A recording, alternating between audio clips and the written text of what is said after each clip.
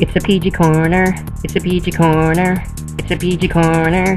It's a PG corner. What's up, guys? Welcome back to another episode of the PG Corner, where we talk about why the PG era of pro wrestling is way better than the previous eras. Better than the Attitude, better than the 80s, better than the 90s, and everything else combined. Alright, today we're gonna count down the top 10 reasons why WWE should stay PG forever. And that means, for the rest of time, for the rest of pro wrestling history, from now until as long as WWE is around, for as long as possible, forever. Alright, number 1.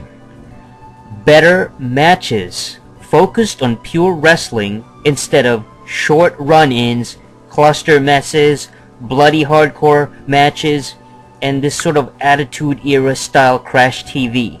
So essentially, PG era has better matches that are just, it's all about pure wrestling. It's all about in-ring action. For example, you have Daniel Bryan against Rey Mysterio, Antonio Cesaro against Brodus Clay. You got a powerhouse against somebody else who's sort of a powerhouse as well, and just amazing in-ring action.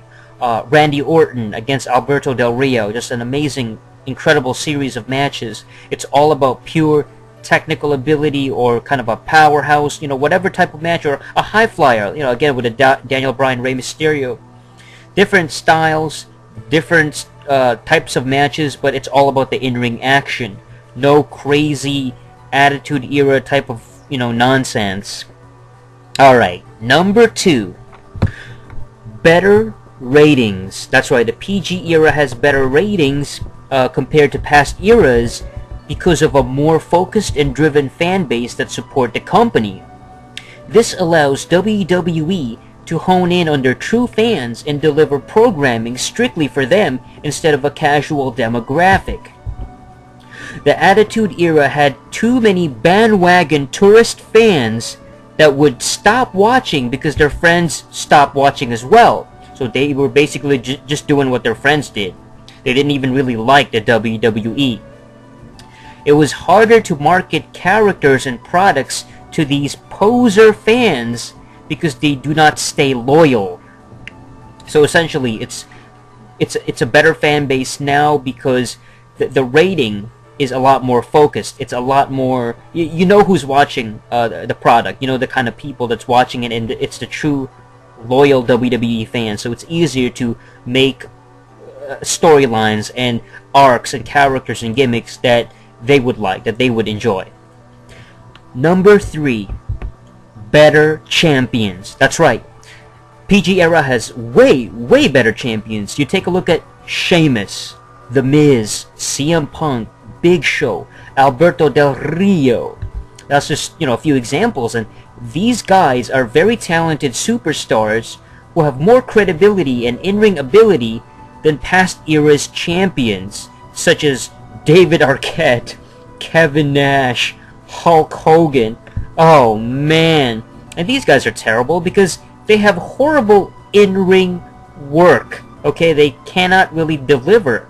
And they only dragged the business down to their lowest ratings back in the Attitude Era and such during their time as world champions.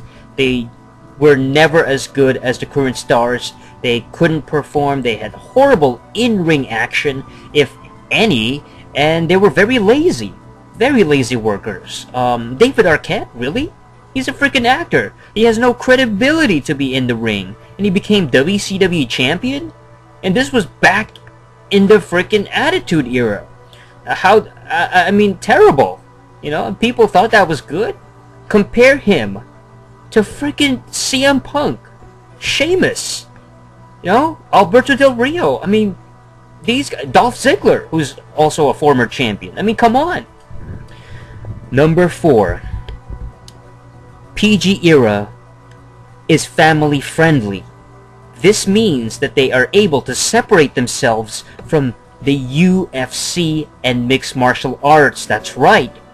This differentiates the WWE product a sports entertainment that anyone can enjoy with their family and loved ones, including cousins, friends, aunts, uncles, nephews, neighbors, your pets, dogs, rabbits, all kinds of different animals, etc. While horrible, overly violent shows like the UFC just promote negativity, vulgarity in their language, and this really hokey mixed martial arts. The UFC caters to an older male demographic, 18 to 34 years old, that only care about stupid karate wannabes and jiu-jitsu posers trying to be cool, and are only all about selling crappy tribal tattoo t-shirts that all look the same. So it's all very generic, all the fighters look the same. UFC, absolute garbage. PG era pro wrestling, much, much better. Number 5. Linda McMahon looks better as a Senate candidate. That's right. Now, she may not have won the elections, but she had a much higher chance of winning when the product of WWE is PG, compared to a horribly offensive and vulgar Attitude Era style show where violence is over-glorified. Profanity is promoted and women are consistently objectified.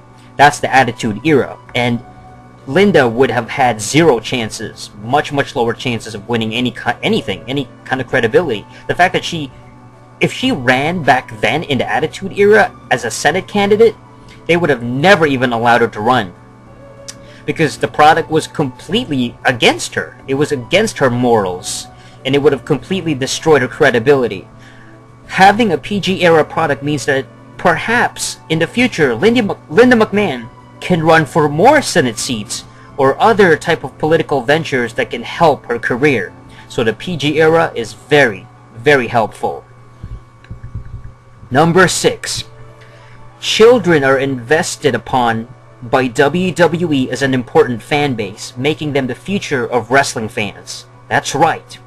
If the WWE market to a younger demographic, this allows them to keep moving forward, not dwell in the past.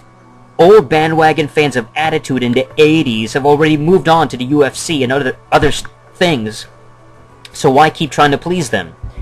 They do not deserve any sort of recognition or credit because of their disloyalty. Meanwhile, the young fans ages between 7 to 14 years old are fresh and are eager to be catered to by the WWE. This makes WWE smart for investing in the future. Basically, the younger fans who will keep buying and be watching the product for years to come. Number 7. Better gimmicks that actually make sense. Back in the 80s, you had crappy gimmicks like Papa Shango and Ultimate Warrior that made zero sense. Can you understand what Ultimate Warrior said? Nothing. You couldn't. It was discernible. It was hard to... It was just saying gibberish, nonsense. They were cartoony and cheesy. In the 90s, gimmicks were random and forced, like The Godfather, Val Venus. They tried way too hard to be edgy and reckless, resulting in a garbled, uninteresting product. Today, in the PG era, fans can appreciate better gimmicks that are more original, such as Ryback, Zack Ryder, and 3MB, the three-man band. They are fun and light-hearted sometimes, but also carry a certain serious demeanor and a new age feel. They feel new, contemporary.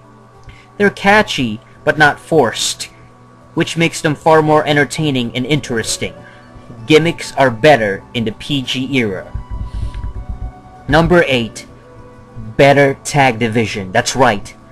Past eras, such as the early mid-2000s, were too busy promoting single superstars, so singles type of wrestlers such as Brock Lesnar, Kurt Angle, Chris Benoit, Eddie Guerrero, while tag teams were pushed aside until they became irrelevant. That is until WWE went PG, and now we have a much stronger tag division that feels focused and reinvigorated. Teams like Rey Mysterio, Sin Cara, Primetime Players, the Usos, Team Hell No are the best teams we've seen in years. the Shield are looking good as potential tag prospects in the stable, while Epico and Primo are still around and still doing good in the mid-card. Number 9, classier divas. That's exactly what's up.